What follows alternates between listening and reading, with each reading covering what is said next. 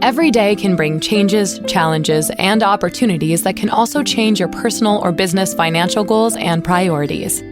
As a true partner, Sandy Spring Bank can make it all a bit easier. Someone who really listens, understands, and then creates solutions in hard times and good times.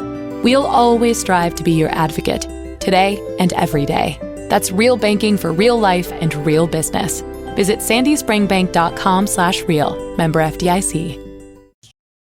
This episode is brought to you by HP Instant Ink. No one is reading your mind, but HP Instant Ink knows when your printer is running low and sends you new cartridges, so you never have to think about ink. Save up to 50%. You'll pay less than $5 a month for ink and never run out again. Find out if your printer is eligible and enroll today at hpinstantink.com. Conditions apply. For details, visit hp.com/instantink Spotify. Joining us now, as he's kind enough to do every single Monday. Sometimes he talks some college hoops with us, mostly Steelers and NFL related. It's our buddy Chris Carter of DK Pittsburgh Sports and the Locked On Steelers podcast. Chris, what's happening, man? I'm doing great, Wes. How are you, my man? Buddy, I'm surviving. I've had some fun. You'll appreciate this. Did you see the comments that came out? This is a total curveball for you, but you're always good with this stuff. Did you see the comments that came out, Mark Friedman, the Penguins defenseman, that he made about Philadelphia? No, I did not. Okay, so Mark Friedman used to play for the Flyers, now plays for the Penguins. And he made some comments about how Pittsburgh's such a nice place, such a much better place to live than Philly. People are nicer. It's not as busy. It's cleaner. And he even said, I live up in Cranberry. It's a great neighborhood. And so, of course, Chris, this was making the Euler household laugh because, Mrs. Euler is from Philadelphia. I was born and we live up in the Cranberry area now. Chris, you know what? You got some experience with this too because you went to college out there. I mean, is there a huge difference in your mind? I agree with those things that he said. Don't get me wrong. Especially the busy thing too. Like the pace of life here is so much different than the pace of life out there. But don't we always do this where everybody just loves to argue where I'm from is the best place to be from and your place stinks? We even saw this with Tyson Alualu, and there was like some bickering between Jacksonville Twitter and Pittsburgh Twitter about how could you build your dream home in Pittsburgh? Oh, does that even exist? You agree with Mark Friedman? Is like me, you spent time out in Philadelphia. You went to college out there as well, too. Just kind of your thoughts anytime that debate gets rehashed. I mean, there's always things that different cities bring. Like, for example, Philly has a lot more ties to broader culture. The music scene's bigger there. But it's a metropolis. It is huge. Like when you ride on a bus or a train through a neighborhood, you're like, oh my goodness, this is ridiculous. Like West Philly, North Philly, they could be their own cities. But I do agree. There is the sense that like when you're in Pittsburgh. When you're in Philly, you think it's a concrete jungle because it's that much of a city. But Pittsburgh has so much more green spaces. I will say that one thing that I did notice is that people generally respond to you more in Pittsburgh in passing. Like I am much more likely to walk the streets of Pittsburgh and be greeted by a stranger and strike up a not serious conversation, but just say, hey, how you doing? Oh, nice to meet you. Then in Philly, it's like, hey, what are you looking at me for? What are you looking at me for? And it's like it gets kind of like that. And I will say also, of course, their fans are 10 times more rowdy than Steelers fans are. And Steelers fans get crazy at times, but like there was one time I was sitting there, I was watching the Eagles. They were losing to the Cardinals, and I kind of felt good because it was Larry Fitzgerald and H2P and all that. And this guy's like is saying something to me, and I'm also sitting there waiting to see the Steelers play the Ravens later that day. And this guy says something to me. I'm like, hey, man, Larry Fitzgerald is messing with y'all. You better focus on him.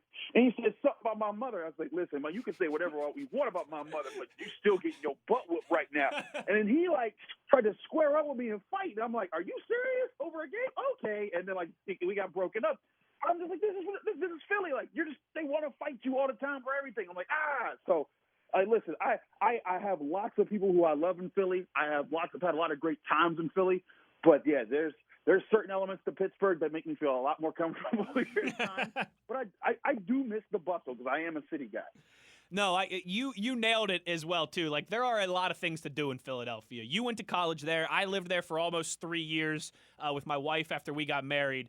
The music scene is incredible. The food scene is incredible. You are a short train ride away from New York City, away from D.C. You know, Atlantic City and the shore is like 50 minutes away. There are a lot of things to do there, but certainly the pace of life is much different as well, too. All right, Chris, into some football here. Before we get to some Steelers stuff, I did want your take on just a pretty significant trade that happened late on Friday, I think, kind of like Friday afternoon, evening, kind of right before the weekend. Some swapping of picks between the Niners, the Dolphins, and the Eagles. The Niners moving up to 3, then the Dolphins swap with the Eagles. Now the Dolphins sit at 6, the Eagles sit at 12. Did you see any big winner in that trade carousel? Is it maybe whatever quarterback ends up in San Francisco with Kyle Shanahan and a really nice roster? Is it the Dolphins now because they have just got so many 6 first-round draft picks over the next 3 years? Did you have any big takeaways, any big winner in kind of, like I said, that three-way trade carousel that we saw a couple days ago? I definitely see the Dolphins as the winner because they continue to stack their first-round picks, but they still keep a pick in the top 10. I mean, they're only moving back to the 6th. And that's a huge situation for them because even with all those first-round picks incoming, right, Wes, you still need to build your superstars. And they got Xavier Howard. He's doing great, and they're hoping Tua Tagovailoa can carry them to the promised land. But they're going to need guys who are super game changers, X-factor type players. And those guys are always available in the top 10. So keeping that pick there is fine for them. The Niners moving up to 3, I know they say that, they're not done with Jimmy Garoppolo. This doesn't mean he's gone. I look at you sideways. You are talking out the side of your neck. You did not move up to pick 3 to get Penei Sewell, on your team. If you did, okay, but they just coughed up a ton of draft picks for that. They're going to get the guy who they think will be the quarterback of the future for them. And that, as far as Philly, I think Philly wanted to, get their situation because they realized, hey, we're going to stick with Jalen Hurts for a bit. That's the only reason you'd even allow yourself to trade back and get more capital. Right. Philly is a long way from, I think, getting back to a point where they're competing in the playoffs. I think they have a lot of pieces to build for the future because even some of the pieces they have on the roster now are guys that won't be here in a while. So they need to amass more of those middle round picks as well, but they also need to still hit on a star that can work with Jalen Hurts this year. Chris Carter, DK Pittsburgh Sports and the Locked On Steelers podcast, our guest here on the Afternoon Delight. All right, Chris, into some Steelers stuff here. Tyson Alualu doing a bit of a 180, right? How big of a deal is this? That he has decided, not going to sign with the Jaguars after initially agreeing to terms, signs back with the Steelers instead. I do always laugh when this type of thing happens, Chris, and I want to be very clear with Steelers fans. They're not the only ones that do this, right? So I'm going to kind of rip on Steelers fans maybe for a second, but it's not just Steelers fan. You can insert any NFL fan base here. Right. We do this thing, right? When the news originally broke that Tyson was signing back in Jacksonville, the reaction from Steeler Nation was, oh, well, he only plays 50% of the snaps. It's not a big deal anyways.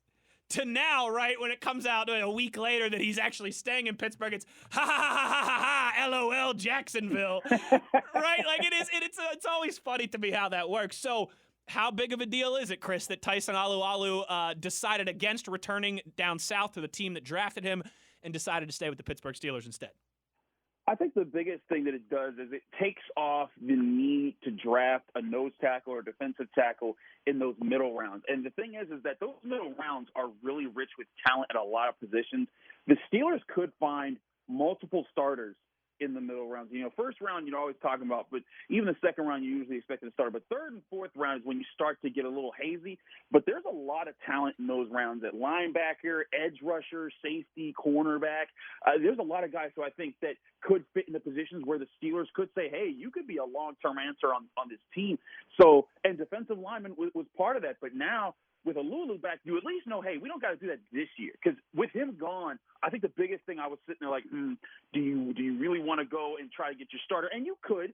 Javon Hargrave was a third-round pick that you got, and he came in and started right away. It's not impossible for that to happen. But now with Alualu back, and you've already signed Wormley, and you got Carlton Davis, and you got Isaiah Buggs, you have your defensive line. You're set. You're like, you know what? You guys just rock out for now. We'll readdress this when we want to in future years.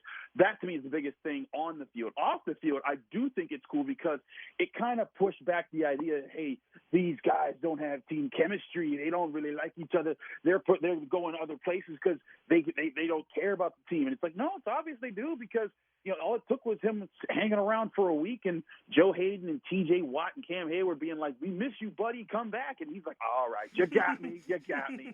And now he's back with the Steelers. And, I guess people can play that down as much as they want, but that does show a sort of familial setting for the Steelers that shows like, hey, they are playing together. So, it's good for the Steelers. I don't see anything bad. And, from what I understand, the contract's going to be very team friendly. It's 2 years. It's solid. Is it going to save the team? No, but it is something that you can say, hey, there's a plus in free agency for you, especially where you thought it was going to be a minus.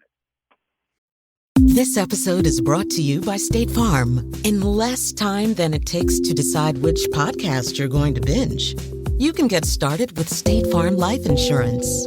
State Farm makes the process simple, with options to fit your needs and your budget, so you can decide which coverage is right for you. Contact your local State Farm agent or learn more at lifeinsurance.statefarm.com. Like a good neighbor, State Farm is there.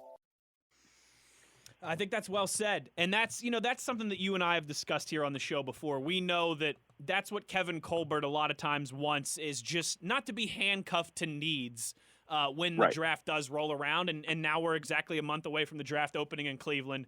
And maybe the Steelers, with Tyson coming back, with however they feel about guys like Carlos Davis and Isaiah Buggs, they can scratch one of those needs, at least in the first 3 or 4 rounds, maybe knock it further down the priority list.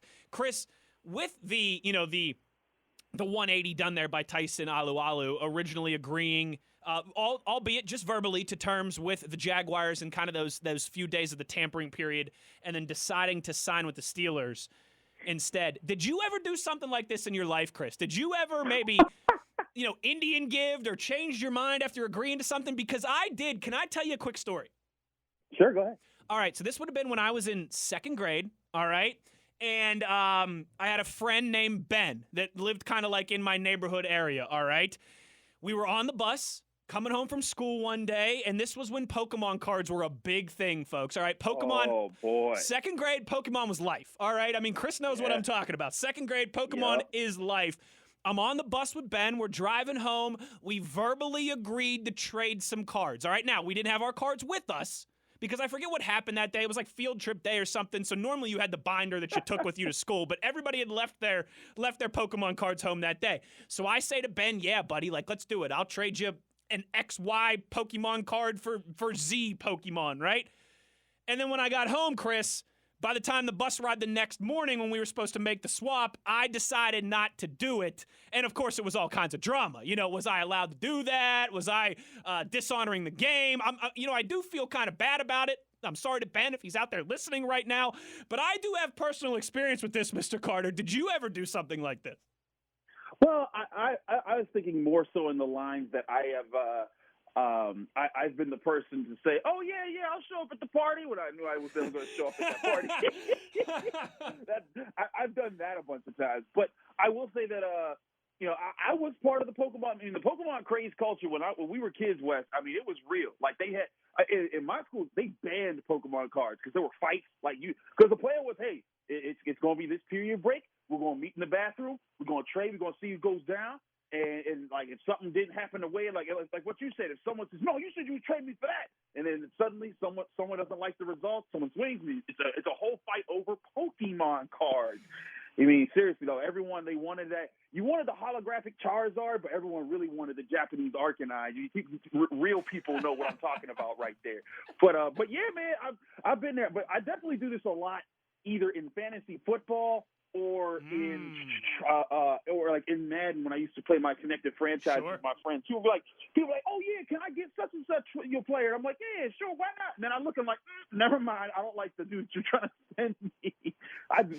But listen, what I've learned from contract law, baby, it ain't final till I sign the bottom line. That's right. If you acted on it, that's your fault, not mine.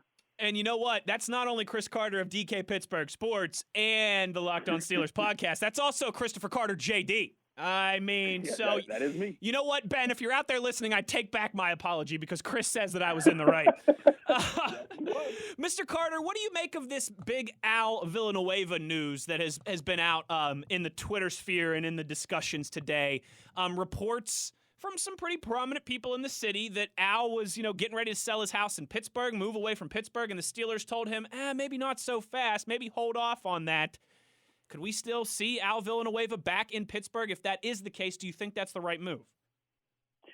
I think the only way it is the right move is it's for a super duper cheap deal. He did not play up to his contract last year. I think he was a $9-ish million. I thought it was a little less than 10. Yeah.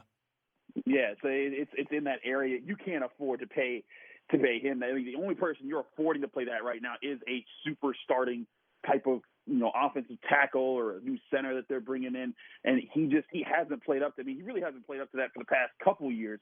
But if he's willing to come back on a kind of deal like Tyson Alulu just got, absolutely, yeah, bring him back. You got depth, and even if you feel that Okorafor and Banner are better starters now, that you could still bring a veteran who knows your system, but you're giving him the chance. Because, I mean, heck, PFF and a lot of different websites that look at, how players make money, a lot of people estimated that he was going to make in the tens of millions of dollars per year with a contract in the NFL. And that just hasn't worked out for him yet. And part of that may be people didn't like his tape. Part of that might be, hey, it's a tough year with everyone's salary cap, so don't take it personally. It could be a lot of different things, but I think it was nice of the Steelers to give him the opportunity to make that, because they said, hey, buddy, we can't afford to pay you that. We like you, but we got other priorities right now, and that's just not in the plans. But, just keep in mind that you still got a home here, because that's where you built your career, and you could, and they would welcome him back with open arms, I think, if he says, hey, I'll come back on such and such deal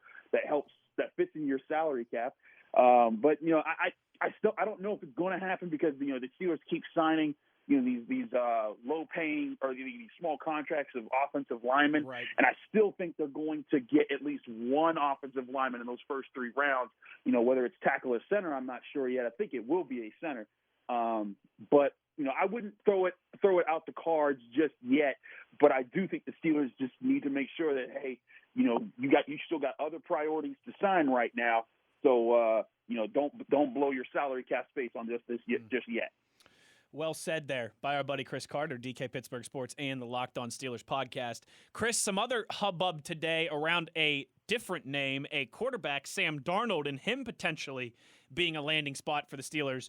Is that realistic at all? I mean, we know they already added Dwayne Haskins. At least they've been telling us for 2-3 years that they believe in Mason Rudolph and want to at least see what he is capable of for a little bit longer. Would you at all kick the tires on Sam Darnold? What would it take? Do you think that that's a real conversation at all, or is this just another one of those national media maybe missing the mark on reality with the football team here in Pittsburgh? Absolutely not. Listen, I get that Sam Darnold might have a reclamation to his career and fix things up and show, hey, everybody, I do have it. I was worth the first round pick, but I don't think the Steelers need to be the team that he experiments on that with. If they traded for him this year, next year, his 5th-year option is like, $25 million. That's a lot of cap space to be investing in a quarterback that you don't even know if he's going to actually work out in. Does he have a big arm? Sure. Has he made some impressive plays? Yep.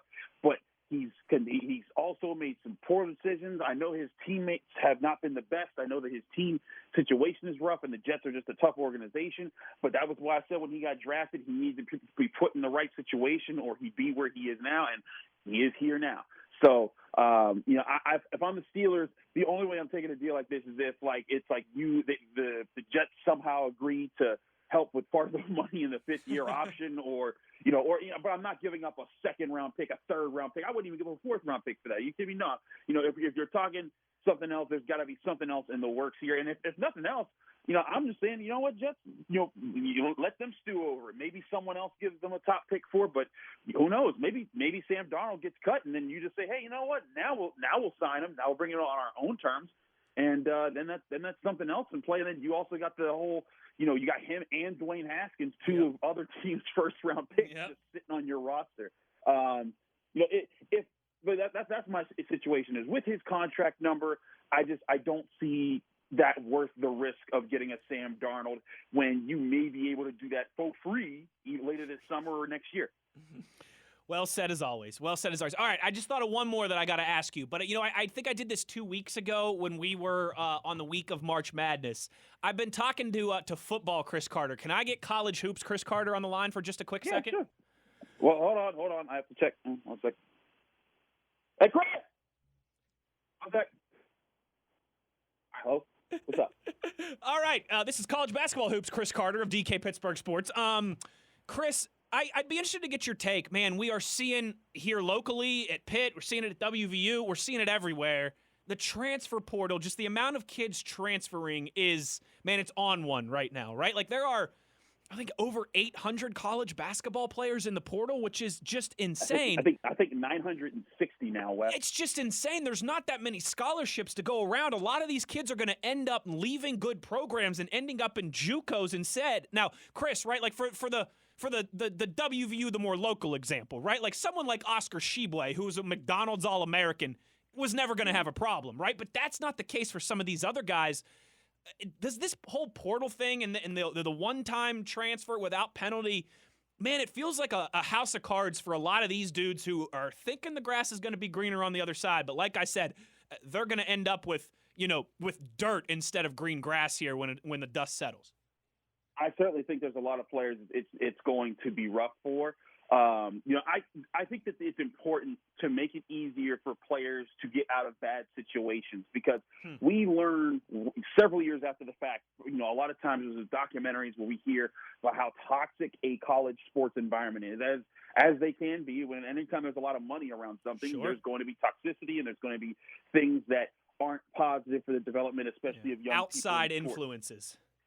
Right, outside influences that are hurting the situation and not exactly there for the betterment of these young people who are, trying to maximize on this opportunity to either build a career, get their education, what have you. But I think that the transfer portal is great for that, but it's absolutely also being worked in as like, you know what? Hey, I don't see myself being a superstar in this school because such and such was better than me. I'm going to go somewhere else. And I think we're certainly seeing that with Pitt right now. They've got 5 guys in the transfer portal. 3 of them are starters from this last year. So, it gets kind of rough. And some of them, maybe they had their own reasons, but others, may have been like, hey, like Gerald Jumgool. He was a sophomore shooting guard. He looked kind of interesting last year when he was brought in, but this year, they had 2 transfer guys who came in, Ethiel Horton and Nike Sabandi, and they both did fairly well at their position. So, he's kind of like, well, I don't have a place here. I'm going to go figure that out somewhere else. So I do think it's important to give players more power because I'm one of those guys. And anyone who knows me, I'm all for giving the players power. I think it's ridiculous when there's been too much power sided to one side in those situations. But, this is about, these kids don't get paid for this. They're students that are working, that are giving free labor for, millions of dollars, billions of dollars, how much it generates when you start totaling up, all the TV deals and everything. Yep. So anything that gives them more power, I think is good. But I do think that there needs to be some sort of checks and balances that comes into place. And maybe even it requires a new system of how players can move around because this is a lot. This is players transferring all the time. And like you said, I think there's going to be a lot of players that end up getting hurt by this situation. And maybe it causes you to think about it. But as for now, until it happens, I am like, there's some people who say shut down the transfer portal, make it, I'm like, nah, let the kids, let the kids at least have some power to say where I want to go, where I want to go. And, if you come up with a whole new system that gives them some power and gives the university some powers in this situation, fine, that's great. But as of now, I think it's kind of necessary. Laying it down, as always, our good friend in real life and here on the show, Chris Carter, DK Pittsburgh Sports, and the Locked On Steelers podcast. Buddy, great stuff as always. Really appreciate your time. We'll talk soon. Yes, sir, Wes. You hang in there. There he goes, my buddy, Christopher Carter. Make sure you're checking out all his work. Again, all his articles and his breakdowns, DK Pittsburgh Sports. And I've said this before, if you're a Steelers junkie and you're not subscribed to the Locked On Steelers podcast, well, folks, you're not really a Steelers junkie.